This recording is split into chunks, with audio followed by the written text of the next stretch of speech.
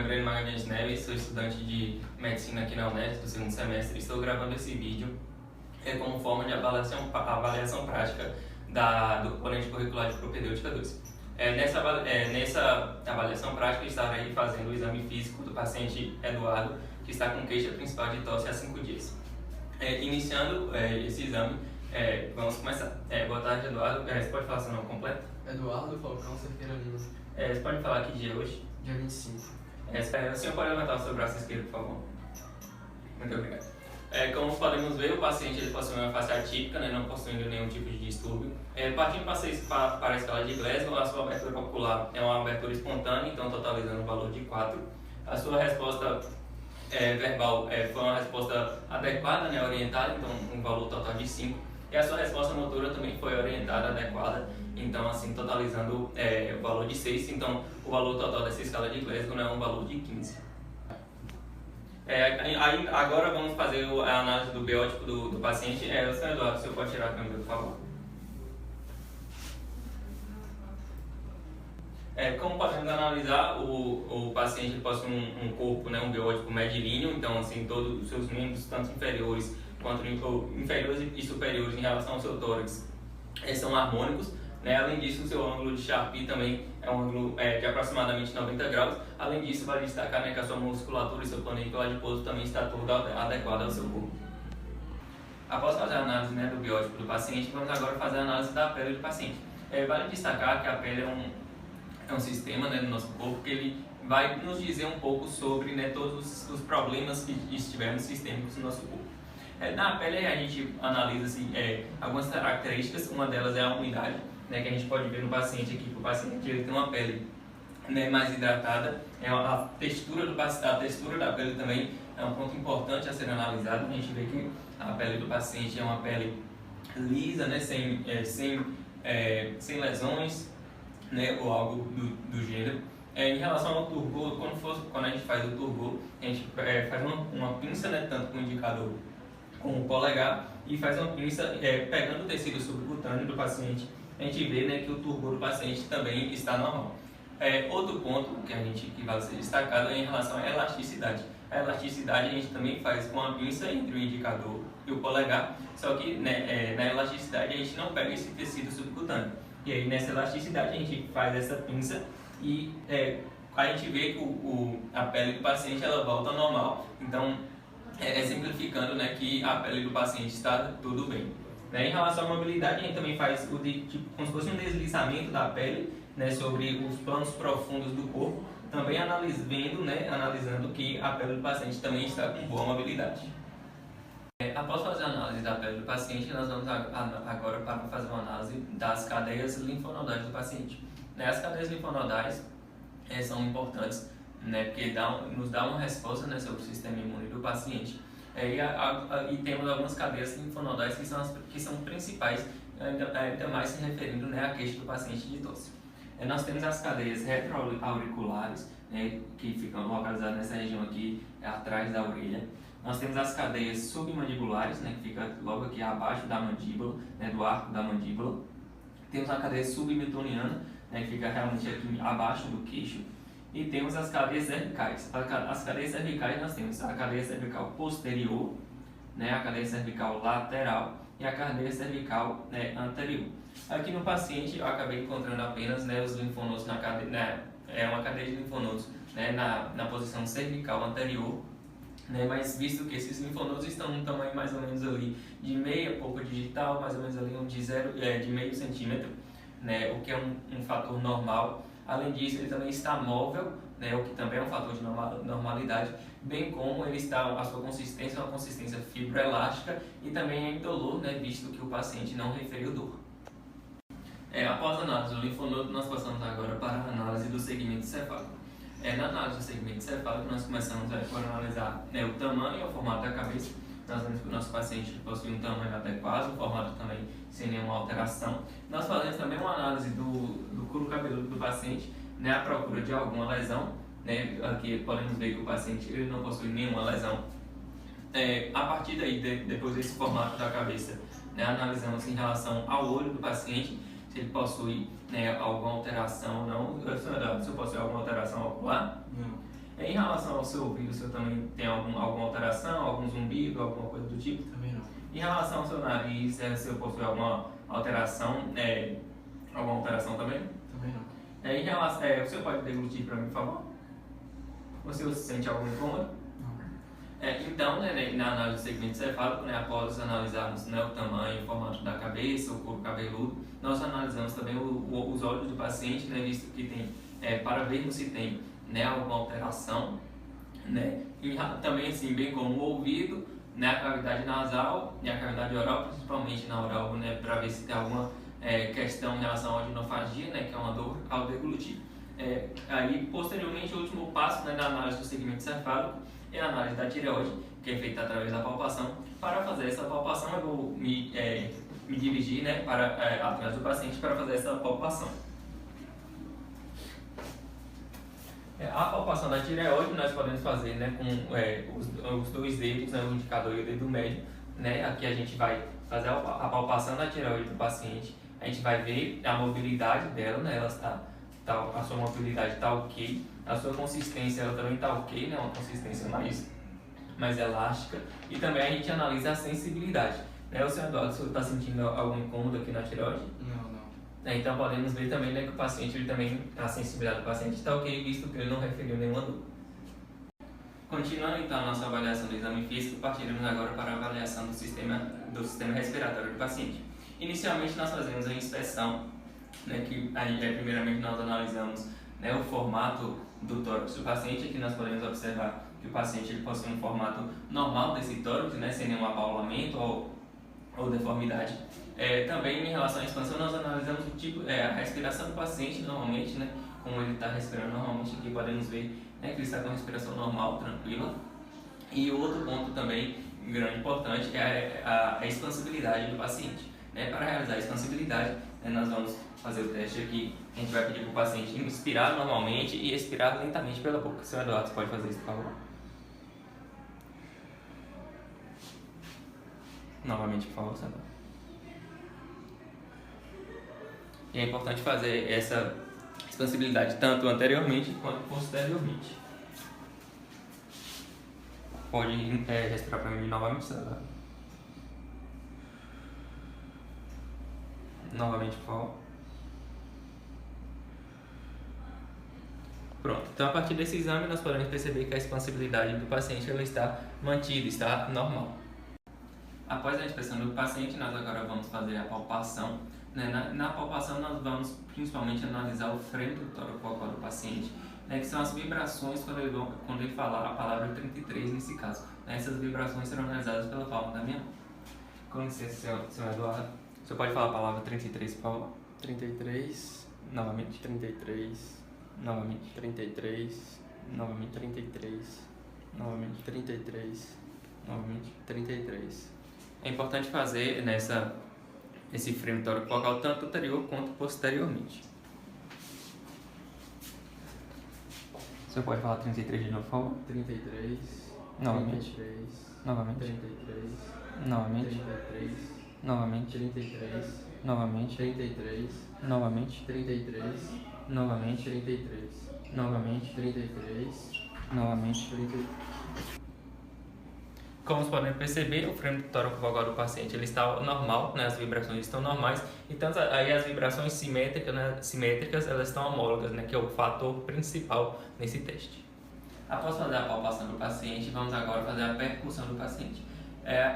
Como na palpação, também é importante fazer essa percussão em áreas homólogas, para saber se tem alguma diferença no som percutido, que esse som normalmente é um som claro pulmonar. Então, para fazer a percussão, nós vamos colocar uma região do dedo aqui, o dedo na região do espaço intercostal, e vamos fazer a percussão com a outra mão.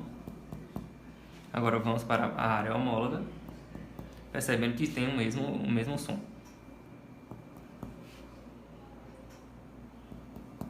Aí também é importante fazer essa percussão tanto anterior quanto posteriormente.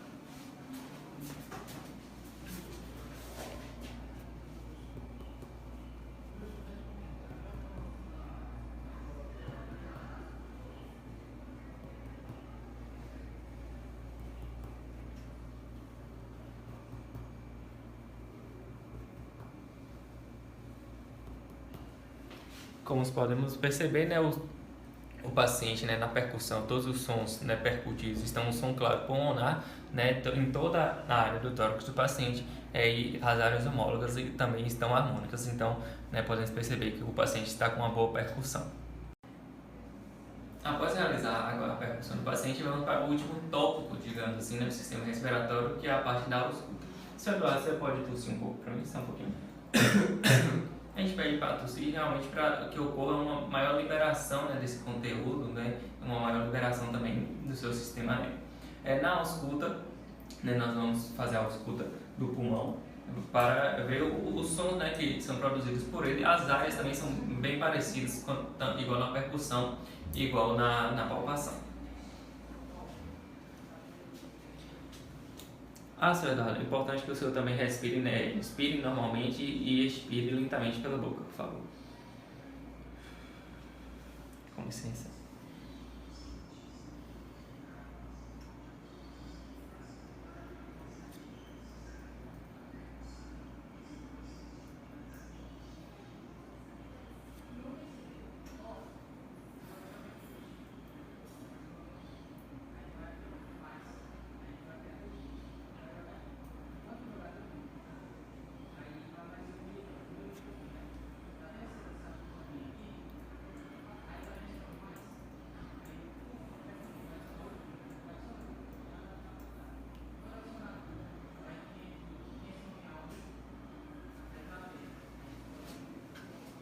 Agora vamos para a parte posterior.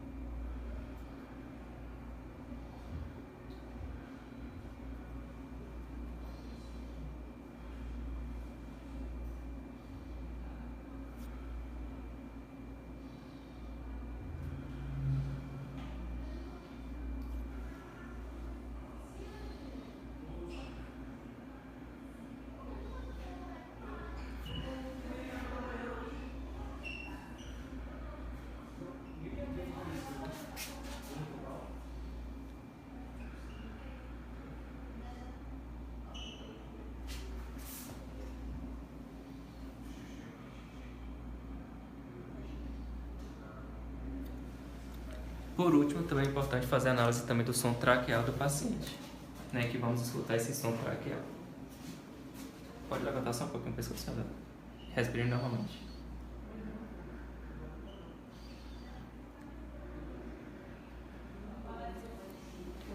Pronto, aqui nos achados da ausculta do paciente, né, podemos, na região do tórax, né, do pulmão, podemos observar, por auscultar, na verdade, né, um som normal, né, um som pulmonar normal, e na traqueia também podemos, né, auscultar, né, um som traqueal também bem normal, sem nenhuma anormalidade.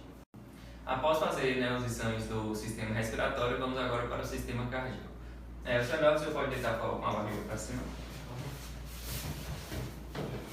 No sistema cardíaco, né, nós começamos com a inspeção e palpação, fazendo esses dois achados juntos. Na palpação a gente vai encontrar principalmente, né, o ictus cordis, que é o ápice do coração. Ele se localiza mais ou menos no quarto a quinto espaço intercostal, né, esquerdo, mais ou menos na linha média clavicular. A gente pode posicionar a palma da mão aqui, né, para perceber mais ou menos onde sente, né, a pulsação do paciente. E aqui com o dedo, né, a gente vai fazer a análise realmente desse ictus. Aqui, né, a gente pode perceber o ictus, né, ele está com um ritmo normal, tranquilo. E a gente pode ver, a gente faz também a análise, né, de quantas polpas digitais esse ictus, né, toma. E aqui esse ictus está tomando 2 polpas digitais, né, o que é um achado normal. Sobre a inspeção também, como a gente já faz, né, também no respiratório, o tórax do paciente também está normal, né, não demonstrando nenhuma deformidade cardíaca. Após, né, essa análise da inspeção de palpação, nós iremos para a ausculta. Na ausculta nós fazemos a ausculta em 4 pontos, né, para fazer a análise, né, a observação, né, das bolhas cardíacas e ver se elas estão normais.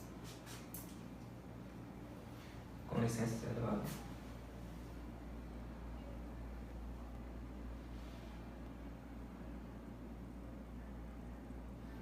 Esse primeiro foco é o foco mitral.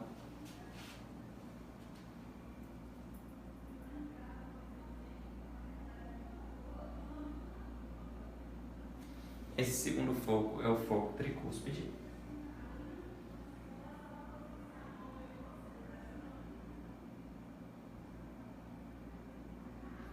Esse terceiro foco é o foco pulmonar.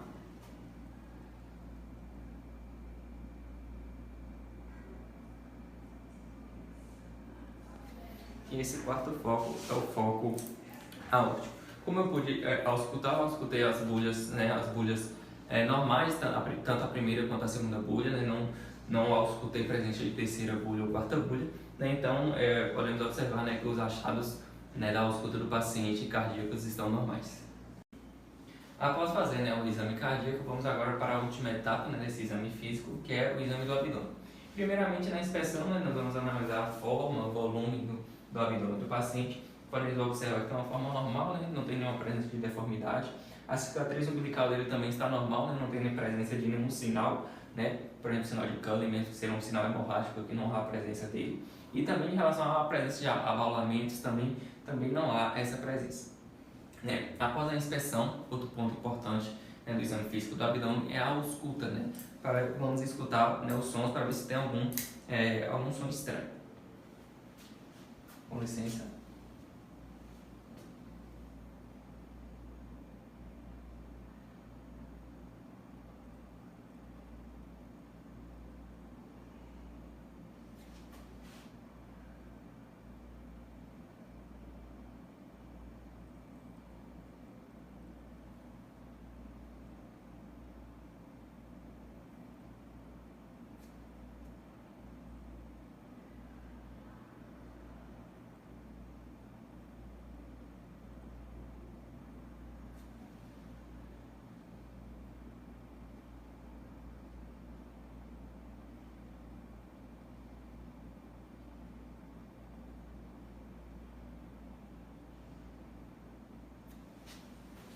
Como pude perceber aqui, né, pela ausculta, né, foi encontrado, né, um achado normal dessa ausculta, que, né, na ausculta normal, né, nós podemos auscultar, né, os chamados ruídos hidroaéreos, né, que são as movimentações, né, que esse sistema digestório faz, né, principalmente os movimentos peristálticos.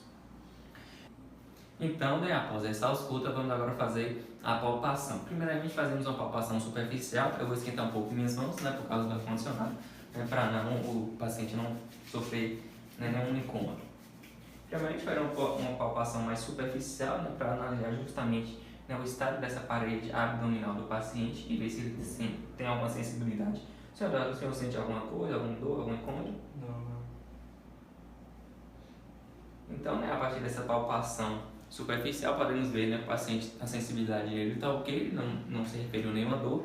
Em relação também à parede abdominal, também está achados normais, achados tranquilos.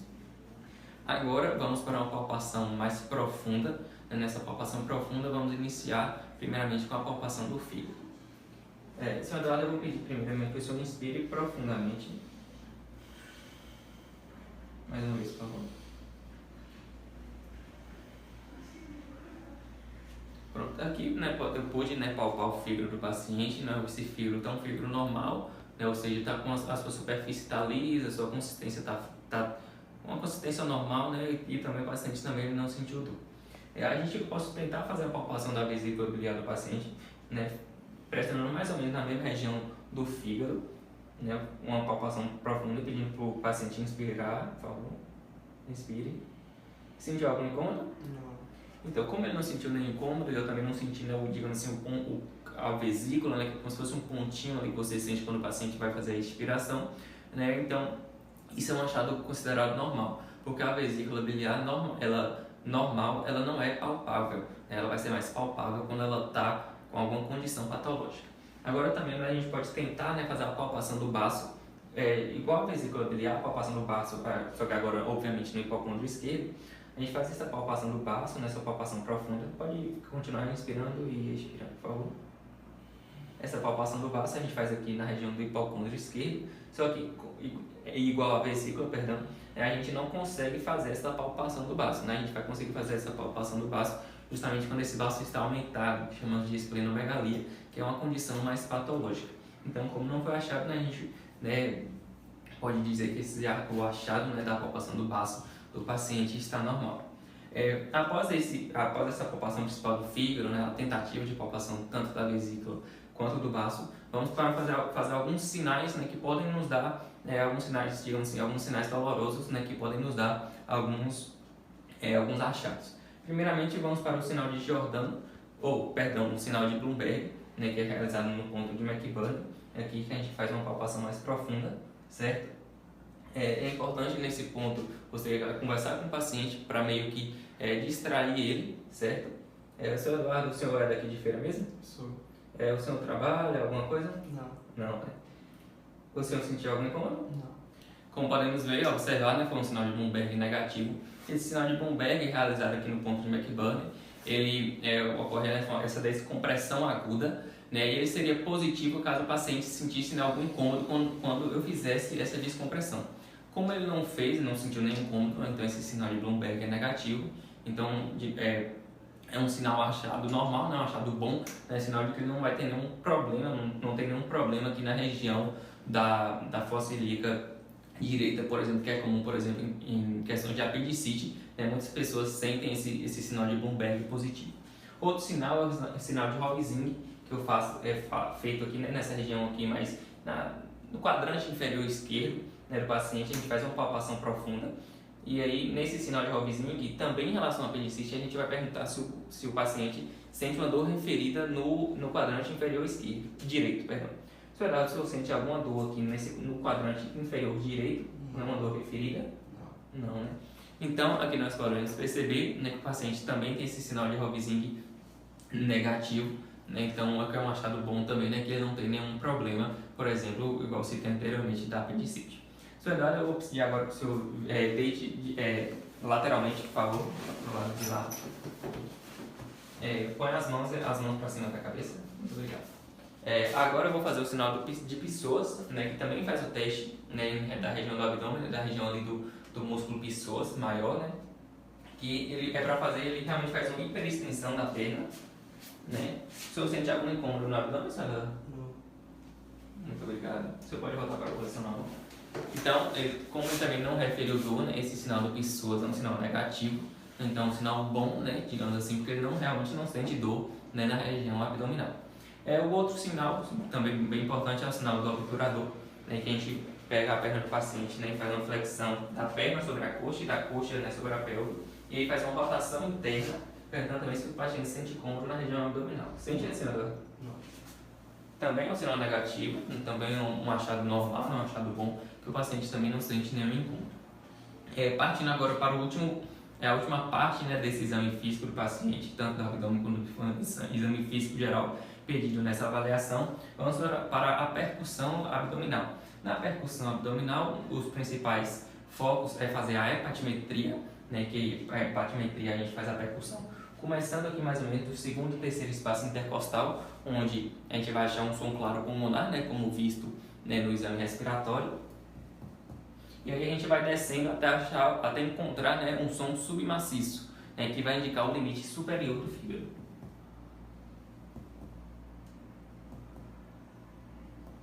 Aqui, né, nessa posição aqui, eu já pude identificar esse som mais submaciço, essa diferença do som percutido, identificando justamente esse limite superior do fígado. E a gente vai descendo até o achado de um som timpânico. Aqui já tive mais esse achado do som timpânico, que vai indicar o limite inferior do fígado. Então podemos ver que o fígado do paciente está mais ou menos desse tamanho aqui, em média mais ou menos de 6 a 8 centímetros, né, o que é um achado normal para um fígado. E o outro teste é o teste de Piparote, né, que ele é utilizado mais, né, em casos mais de ascite, né, para ver o deslocamento de líquido. Senhor Eduardo, eu vou pedir que o senhor ponha a sua mão direita aqui no centro do seu corpo, aqui, pode ser a direita fica melhor, aqui assim. Aí eu vou fazer um piparote aqui, né, como se fosse um peteleco, e ver se há um deslocamento de líquido do outro lado. Vou fazer só um peteleco rapidinho aqui, viu? Então nesse teste eu pude ver que não teve deslocamento de líquido nenhum, Então percebendo que não tem nenhum acúmulo de líquido nessa região abdominal, né? Então demonstrando que o paciente não tem nenhuma ascite, né? Está com todos os achados normais.